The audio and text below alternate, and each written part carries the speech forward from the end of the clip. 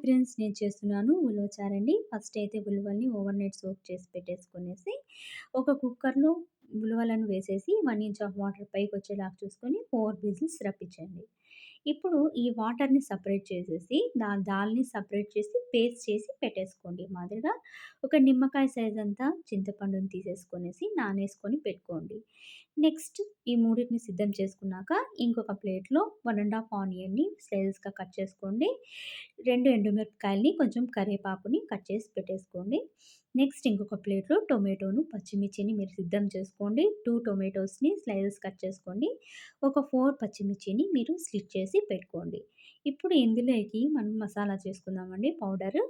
First jar తీసుకొనేసి అందులోకి ధనియాలనేటివి 2 table spoons వేసుకోండి. 2 table spoons వేసుకున్నాక 2 టీ స్పూన్స్ ఆఫ్ జీలకర్రను వేయండి.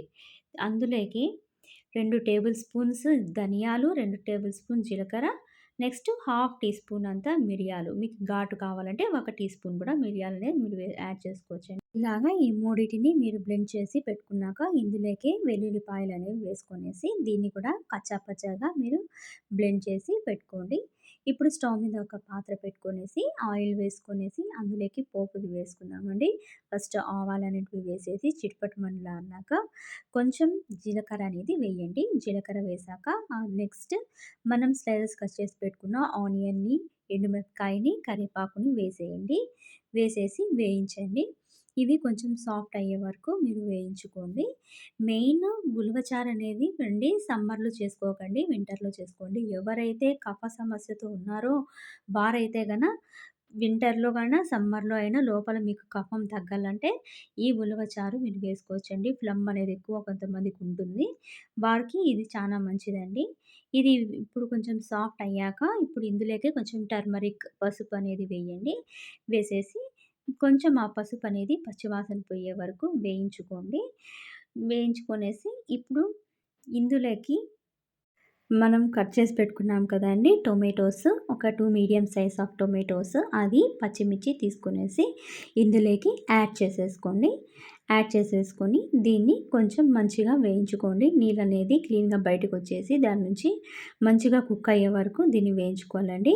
దీంట్లోకి కొంచెం సాల్ట్ అనేది, రాక్ సాల్ట్ అనేది నేను తీసుకున్నానండి. ఏసేసాను. వేసేసి దీన్ని కూడా కొంచెం వేసి కొంచెం వేయించండి. ఇప్పుడు మనము ఈ ఉలవచారనేది చానా అంటే చానా బలాన్నిస్తుందండి. ఎవరైనా వీక్‌గా ఉంటే వారికి పిల్లలకి కానీ అట్లా ఉలవచారు రూపంలో కానీ, ఉలవలు ఉడకపెట్టి పెట్టేది గానీ అలా చేస్తుండండి. అది వాళ్ళకి చాలా స్ట్రెంగ్త్‌నిస్తుందండి. ఇప్పుడు ఇది మంచిగా ఇది మగ్గాక ఇందులోకి మనం పౌడర్ చేసి పెట్టుకున్నాం కదండీ! ఆ పౌడర్‌ని దీంట్లోకి యాడ్ చేయండి. ధనియాలు, జీలకర్ర, మిరియాలు పొడిని దీంట్లోకి వెల్లుల్లిపాయేసి బ్లెండ్ చేసిన పౌడర్‌ని దీంట్లోకి యాడ్ చేసేసి దీన్ని కొంచెం మీరు వేయించుకోండి. మెయిన్‌గా ఈ ఉలవచారు అనేది చాలామంది ఉలవలు సెపరేట్ చేసేసి ఓన్లీ రసంతో చేస్తుంటారండి.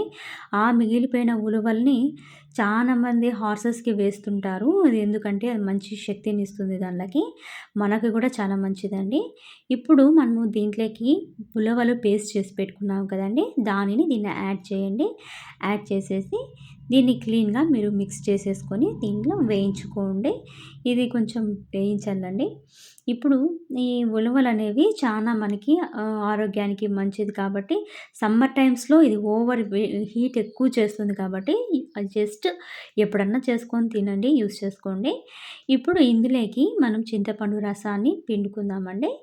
మనం ఒక చిన్న నిమ్మకాయ అంత అయితే సరిపోతుందండి. నిమ్మకాయ రసం అంతా అది పిండేసుకొనేసి దీన్ని మిక్స్ చేసి మీరు క్లీన్‌గా దీన్ని కుక్ అయ్యేలాగా చేసుకోండి. నెక్స్ట్ అండి ఈ ఉలవలు మనకి చాలా మంచిది. కిడ్నీలో స్టోన్స్ ఉండే వాళ్ళకి కూడా మంచిదండి. నెక్స్ట్ ఇప్పుడు ఇది కొంచెం వేగాక దీంట్లోకి ఉలవ రసం అనేది సెపరేట్ చేసాం కదండీ! ఆ రసాన్ని కూడా వేసేసి దీన్ని బాగా ఉడకపెట్టండి. దీన్ని మంచిగా ఇది ఎంత బాగా ఉడికితే ఇది అంత మంచి టేస్ట్ వస్తుందండి ఉలవచారు అనేది. ఇది క్లీన్‌గా మనం మిక్స్ చేసేసుకొని పెట్టేసుకుందాం. ఈ ఉలవలు తినడం ద్వారా అండి మన ఎముకలు కూడా అండి చాలా స్ట్రాంగ్ అయితాయి. ఇప్పుడు ఇందులోకి రసానికి కొంచెం వాటర్ అనేది మీరు యాడ్ చేసుకోండి. మీకు కావాల్సినంత కన్సిస్టెన్సీని చూసుకొనేసి ఆ వాటర్ అనేది మీరు యాడ్ చేసుకోండి. దానికి తగిండే సాల్ట్ మీరు కరెక్ట్‌గా వేసుకోండి. ఎక్కువ వేసుకోకుండా దీంట్లోకి మోస్ట్‌లీ తక్కువ మోతాదులోనే వేసుకోండి.